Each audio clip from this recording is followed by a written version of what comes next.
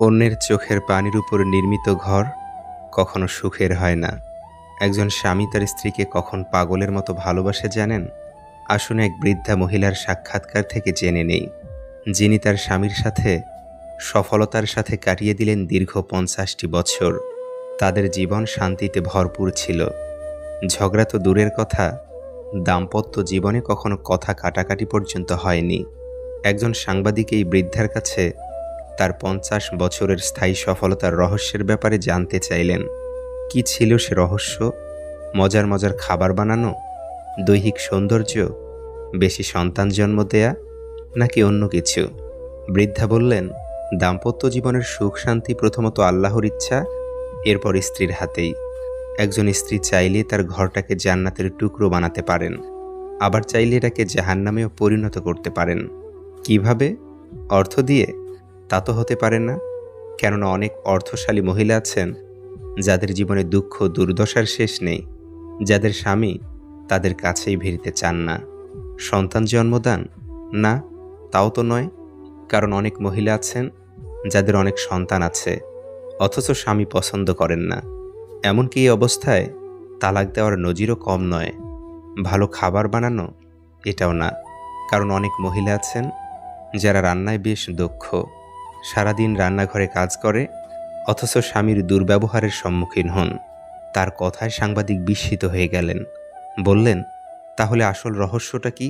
বৃদ্ধা বললেন, যখনই আমার স্বামী রেগে গিয়ে আমাকে বকাবকি করতেন, আমি অত্যন্ত সম্মান দেখিয়ে নীরবতা পালন করতাম এবং অনুতপ্ত হয়ে মাথা দুলিয়ে তার প্রতিটা কথায় সায় দিতাম। সাবধান, বিদ্রূপের দৃষ্টিতে কখনো চুপ হয়ে থেকো না, কেননা পুরুষ মানুষ বিচক্ষণ হয়ে থাকে, এটা সহজেই বুঝতে পারে। সাংবাদিক বললেন, ওই সময় আপনি ঘর থেকে বের হয়ে যান না কেন? বৃদ্ধা বললেন, সাবধান, সেটা কখনো করবেন না। তখন তিনি মনে করবেন আপনি তার কথায় বিরক্ত হয়ে পালাতে চাচ্ছেন। আপনার উচিত চুপ থেকে ওর প্রতিটি কথায় হাসূচক সায় দেওয়া, যতক্ষণ না তিনি শান্ত হন। তারপর আমি আমার স্বামীকে বলি, আপনার শেষ হয়েছে, এবার আমি যেতে পারি? তারপর আমি চলে যাই আর আপন কাজে লেগে যাই, কারণ চিৎকার করে তিনি ক্লান্ত হয়ে পড়েছেন, তার বিশ্রামের প্রয়োজন। সাংবাদিক বললেন, এরপর কি করেন?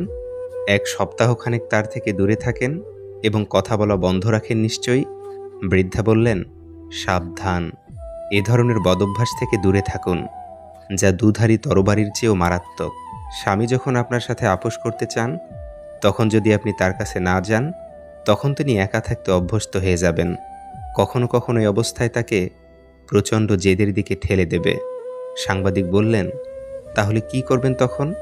বৃদ্ধা বললেন, ২ ঘন্টা পর ১ গ্লাস দুধ বা ১ কাপ গরম চা নিয়ে তার কাছে যাই আর বলি, নিন, এগুলো খেয়ে নিন, আপনি খুব ক্লান্ত।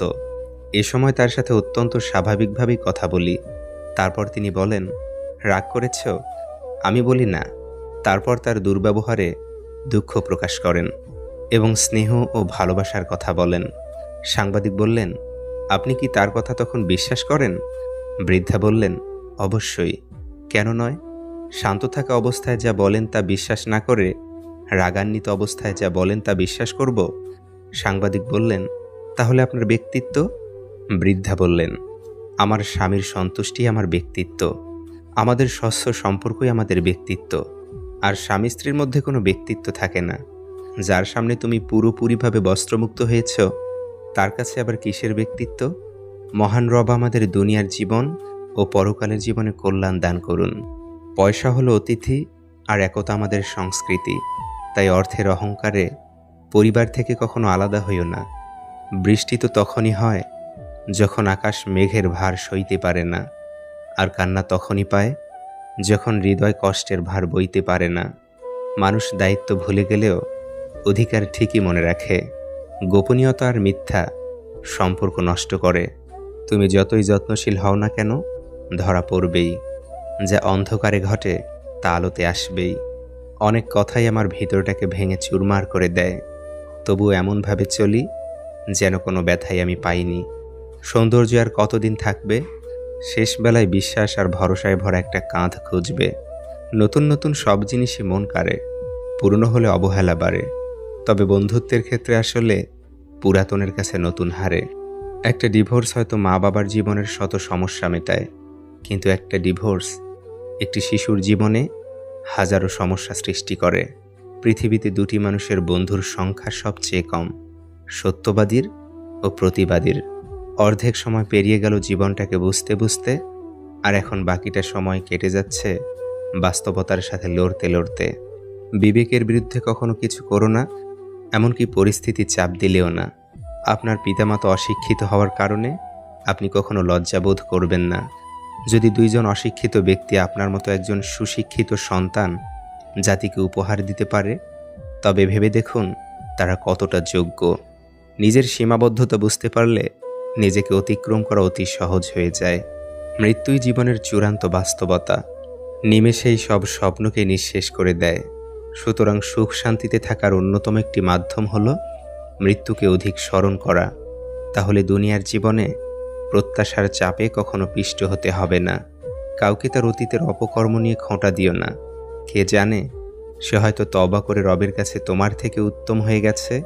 প্রকৃত পথিক কখনোই থেমে যায় না, প্রয়োজনে নতুন করে পথ তৈরি করে নেয়। চোখের আড়ালে যে থাকে, মানুষ তাকে দ্রুত ভুলে যায়। অতীত জুড়ে একরাশ স্মৃতি, আর বর্তমান জুড়ে শুধুই বাস্তবতা। পাথর হাজার বছর জলের মধ্যে পড়ে থাকলেও তার ভিতর জল কখনো ঢোকে না, কিন্তু মাটিতে জল লাগলে তখনই গলে যায়। যারা বিশ্বাসী তারা হাজার বিপদে পড়লেও হতাশ হয় না, কিন্তু অবিশ্বাসী মানুষের মন সামান্য কারণেই টলে যায়। চোখের পানি মুছে ফেলার চেয়ে তাকেই মুছে ফেলা উত্তম, যার জন্য প্রতিনিয়ত চোখের পানি ফেলতে হয়। মানুষ তীব্রভাবে চাওয়ার পর তা না পেলে তার প্রতি ঘৃণা চলে আসে। আমি কিছু মানুষের অহংকার বাড়িয়ে দিয়েছি। তারা যতটুকু সম্মান পাওয়ার যোগ্য, আমি তার থেকে অনেক বেশি সম্মান তাদের দিয়েছি। কাকে দিব দোষ আমি, কাকে করব দোষী? মিথ্যে মায়ায় জড়িয়ে আমি চোখের জলে ভাসি। জীবনে পরিবর্তন আর যন্ত্রণা, এই দুটো জিনিস মেনে নিতে পারলেই তুমি সুখী। তোমায় সারাদিন ভালো রাখার যতই করি আয়োজন, দিন শেষে বারবার তুমি বুঝিয়ে দাও আসলে আমি তোমার শুধুই প্রয়োজন। জীবনকে বুঝতে চাইলে পিছনে ফিরে দেখো, আর জীবনকে গড়তে চাইলে সামনের দিকে দেখো। পরিকল্পনা সম্পন্ন একজন বোকা পরিকল্পনাহীন প্রতিভাবানকেও হারিয়ে দিতে পারে। যাদের মা বেঁচে আছে, নিজেকে গর্বিত অনুভব করো, কারণ মা থাকতে কেউ গরিব হয় না। যে নারী তার বৈধ স্বামী পেয়েও তার প্রতি সন্তুষ্ট না, পরপুরুষে আসক্ত, তাকে স্বর্গ এনে দিলেও সে সন্তুষ্ট হবে না। যে পুরুষ ঘরের সুন্দরী বউ থাকা সত্ত্বেও পরনারীতে আসক্ত, তাকে গোটা দুনিয়ার সব রমণী এনে দিলেও তার মন ভরবে না। বাবার দেওয়া কোনো কিছুকেই ছোট মনে করিও না। মনে রেখো, যা তোমার কাছে অল্প, তা তোমার বাবার কাছে রক্ত বিক্রির গল্প। কেউ অপছন্দ করলেই নিজেকে মন্দ ভাবতে নেই, কারণ ভালো মানুষকে অপছন্দ করার মতো মানুষ জগতে ভুরি ভুরি থাকে, সব কালই ছিল। ভেঙে যাওয়া মানে জীবনের শেষ নয়, কিছু কিছু ভাঙার মাঝেও জীবনের শুরু হয়। যতক্ষণ আপনি অন্যদের নিজের সমস্যা এবং কঠিন পরিস্থিতির জন্য দায়ী বলে মনে করবেন, ততক্ষণ আপনি আপনার সমস্যা এবং কঠিন পরিস্থিতিগুলিকে দূর করতে একদমই পারবেন না। তুমি যতটা দিবে ঠিক ততটাই ফিরে পাবে, সেটা ভালোবাসা হোক বা কষ্ট। একটি ফুল দিয়ে কখনো মালা গাঁথা যায় না, তেমনি একটি ভালো কাজ করে জীবনকে সুন্দর করা যায় না। যে সহজ সরল জীবনযাপন করে, সুখ তার জন্য অত্যন্ত সহজলভ্য। যদি তুমি মানুষকে বিচার করতে যাও, তাহলে ভালোবাসার সময় পাবে না।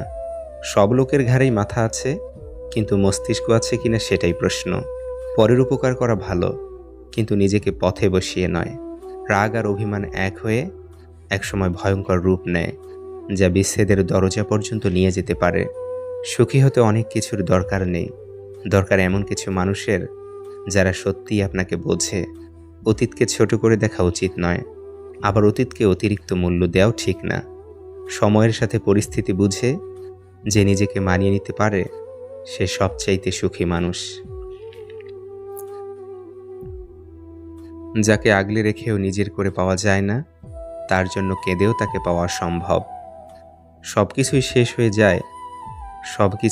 হয়ে যায়, তবে কোনোদিন মানুষের আচরণ বিলুপ্ত হয় না।